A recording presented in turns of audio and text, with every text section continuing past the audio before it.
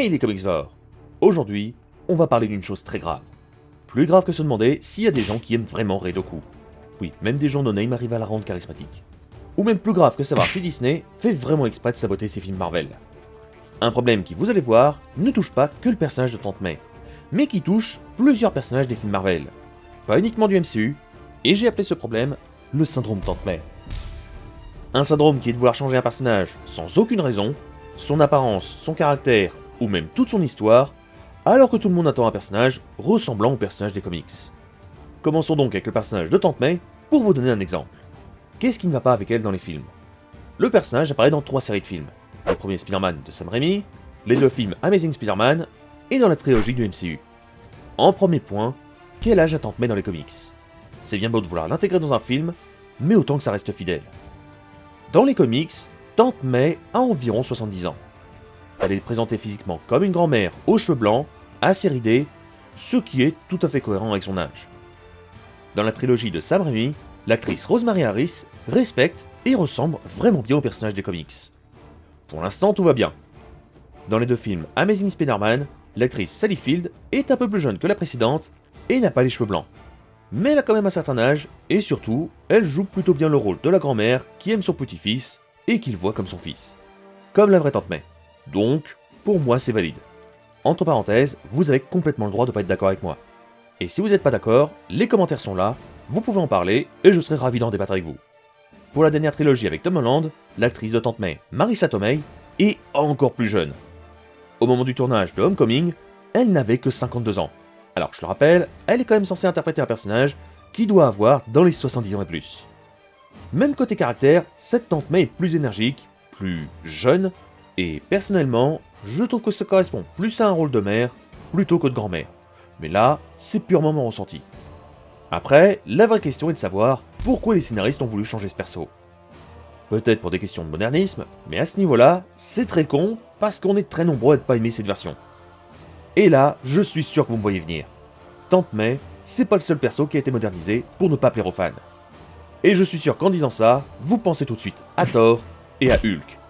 Et là j'ai envie de vous dire... Mais oui putain, mais bien sûr, enfin! D'un Thor noble, fier et sage dans Thor 1, même s'il voulait de la baston, on est passé à un Thor guignol, qui se prend pas au sérieux, et dont la sagesse ne vole pas plus haut que son marteau.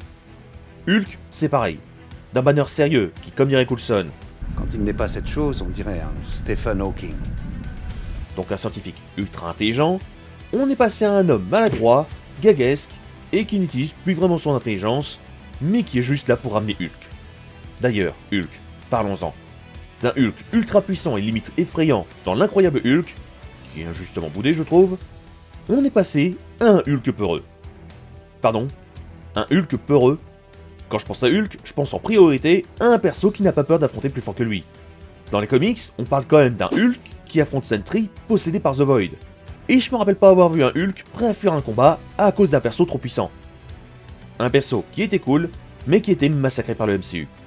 Et je connais pas grand monde qui s'est dit « Chouette, c'est trop cool, regarde, Hulk il dab !» Là, on respecte Hulk.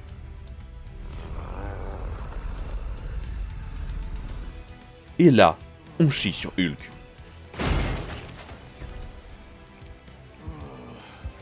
Et des fois, même pas besoin d'installer des persos sur plusieurs films pour les massacrer. Regardez Taskmaster par exemple. Il n'apparaît que dans le film Black Widow, et c'est littéralement une fraude. Où est passé le soldat du Shield qui a pris un sérum qui lui a fait perdre la mémoire, mais qui lui a donné une mémoire photographique ultra poussée? Là pour le coup, c'est vraiment une fraude le Taskmaster de MCU. Il y a même des gens qui pensent que le vrai Taskmaster va arriver dans l'MCU. Mais non les gars, rêvez pas, hein, c'est mort. On va garder la fraude sur pattes. Pareil pour le mandarin dans Iron Man 3. La plus grosse fraude du MCU, mais t'as Galactus quoi. Toutes les bandes annonces étaient là en mode regardez le mandarin, il va casser la gueule à Iron Man. Regardez, on voit bien les bagues, c'est comme dans le comics. Et voilà le résultat. Je m'appelle Trevor Slattery. Comment ne pas être déçu? Et on peut continuer longtemps comme ça.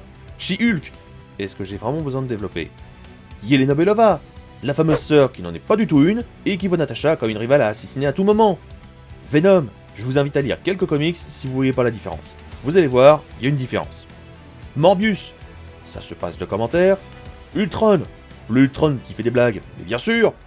Dans les comics, c'est un robot tueur sans pitié. Même les bandes annonces nous l'avaient fait croire. D'ailleurs, je vous invite à lire ce comics où Ultron gagne face aux Avengers. Flash Thompson, le beau gosse du lycée qui fait du football américain avec une carrure de rugbyman. Ah oui, ça correspond très bien à cette nouvelle adaptation. Bref, la liste est longue, je vais pas tous les énumérer, mais je trouve que les personnages sont de plus en plus mal adaptés. Alors que je le rappelle, le MCU doit être une adaptation.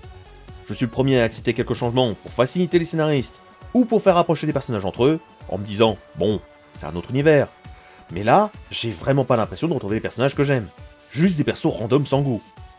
J'avais demandé il y a longtemps si les nouveaux films de MCU vous plaisaient, et dans la grande majorité, vous avez répondu non. Ou alors non, mais sauf pour les Gardiens et Across the Spider-Verse. Et ceux qui ont dit ça, je vous rejoins totalement. Ce qui prouve bien que cette nouvelle stratégie de vouloir moderniser des persos, ça ne marche pas du tout en fait. Bref, j'espère que cette vidéo un peu coup de gueule, différente des autres, vous aura quand même plu. Partagez-la un maximum, ça m'aiderait vraiment beaucoup à me faire connaître. Et quant à moi, je vous laisse, et je vous dis à la prochaine les Comics Sport.